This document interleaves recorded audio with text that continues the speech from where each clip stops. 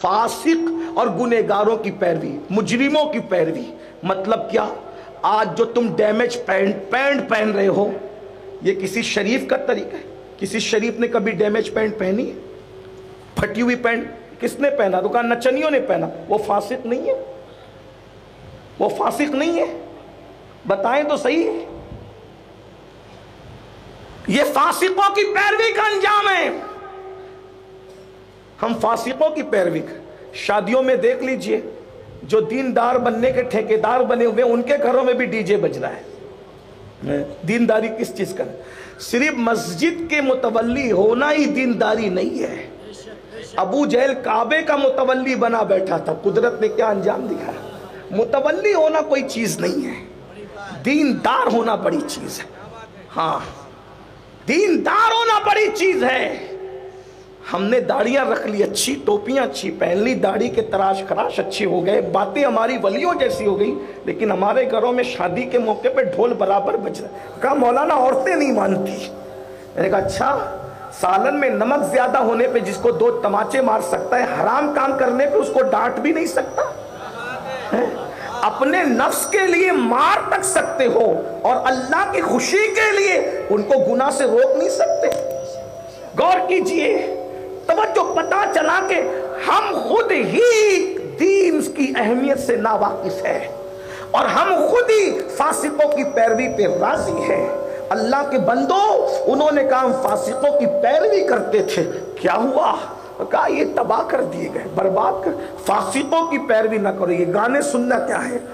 وہ گانے جو فحش گانے ہیں، وہ گانے جو انسان کو غلط راستے پہ لے جاتے ہیں، سارے گانے حرام ہیں اور یہ فاسقوں کا طریقہ ہے۔ اسی طریقے سے اور بھی چیزیں، بد نظریاں، بد نگاہیاں، یہ سب آپ دیکھ لیجئے۔ اللہ کی پناہ، کس کس گناہ کا تذکرہ کیا جائے؟ بد آواز آئی، دنیا سے محبت کرتے تھے، فاسقوں کی پیروی کرتے تھے، اس لیے یہ سب کچھ کر دیا گیا۔ تو عیسیٰ علیہ السلام نے کہا وہ جو تیرے دوسرے ساتھی ہیں وہ کیوں نہیں بولتے؟ کہا وہ کبھی نہیں بولیں گے کہ اللہ نے ان کے منہ میں آگ کی لگام ڈال دی ہے۔ دنیا کی محبت اور فاسقوں کی پیروی کی وجہ سے ان کے منہ میں آگ کی لگام ڈال دی گئی ہے۔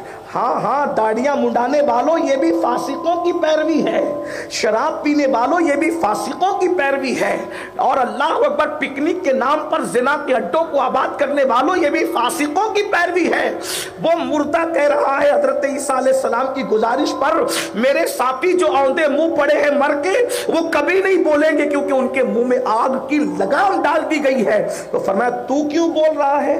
کہا میں ان میں سے نہیں تھا، میں تو ان سے ملنے آیا تھا، ان پاپیوں سے ملنے آنے کی وجہ سے میں بھی عذاب کا شکار ہو گیا، اور میں جہنم کے کنارے پہ لٹکایا گیا ہوں کہ میں مجرموں سے ملنے کیوں آیا تھا، میں نے مجرموں سے دوستی کیوں کی تھی، میں نے گنہگاروں سے دوستی کیوں کی تھی، اس بنیاد پر مجھے بھی مار ڈالا گیا، لیکن میں جہنم کے کنارے پہ لٹکا ہوا ہوں اور مجھے بولنے کی اجازت ہے کیونکہ میں ان میں سے نہیں لیکن میں انہی میں سے ہو گیا ہوں۔ تو کہا اس لیے میں بول رہا ہوں، اور مجھے نہیں پتا کہ جہنم کے کنارے پہ جو میں لٹکا ہوا ہوں تو مجھے نجات ملے گی کہ نہیں ملے گی۔ اللہ اکبر، میرے آقا صلی اللہ علیہ وآلہ وسلم کے دیوانوں، یہ ہے ان لوگوں کا انجام جو دنیا سے محبت کرتے تھے، جو دنیا سے پیار کرتے تھے۔ میرے بھائی، اب میں اپنی گفتگو سمیٹتے ہوئے کہتا ہوں، خدا کے لیے دنیا میں رہو لیکن اللہ کے بندو آخرت کی کچھ تیاری کر لو۔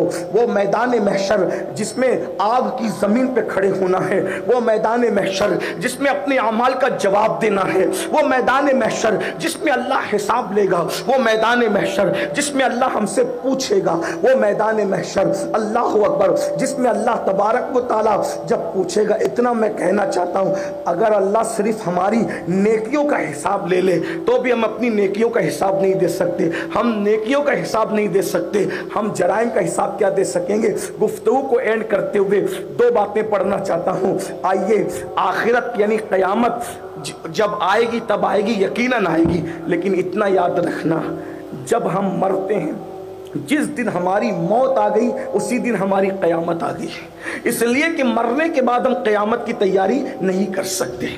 اور یہ بھی سن لو، سب کے لیے قیامت کا دن 50,000 سال کے برابر ہے، لیکن جو اللہ کو راضی کرنے میں کامیاب ہو گیا اس کے لیے پورا قیامت کا دن صرف ظہر کی 4 رکعت نماز کے برابر ہے. جو اللہ کو راضی کر لیں گے. یہاں اللہ کو راضی کرنا بڑا اہم مقصد ہے. بلکہ ہم تو آئے ہی ہیں اللہ کو راضی کرنے, لیکن اتنا بھی سن لے, بہت دکھ کی بات, ہم سب کو راضی کر رہے ہیں, رب کے سوا سب کو راضی کر رہے ہیں. اگر کوئی کہہ دے میرے بیٹے کی شادی میں آنا ورنہ میں ناراض ہو جاؤں گا, ہم برابر دکان بند کر کے جاتے ہیں دوست کے بیٹے کی شادی میں. دوست تو ناراض نہ ہو جائے, اس کی ناراضگی کے نام پہ دکان بند کی. کیا کبھی اللہ کی ناراضگی کے نام پہ بھی دکان بند کی؟ کیا اگر میں مسجد نہیں جاؤں گا دکان بند کے تو میرا اللہ ناراض ہو جائے؟ بتائیے نا. دھوکے باز انسانوں سے دل لگانے والوں, اپنے جیسے مجبور انسان جو ہمارے جنازوں میں بھی نہیں آئیں گے, ایسے مکار انسانوں کی رضا کا خیال کرنے والوں, اور وفا جس نے پیدا کی ہے اس رب کا خیال نہیں کرتے, اس کی رضا کا خیال نہیں کرتے. کتنے نادان ہیں ہم سے بڑا نادان بیوقوف کون ہوگا؟ ہم سے بڑا احمق کون ہوگا؟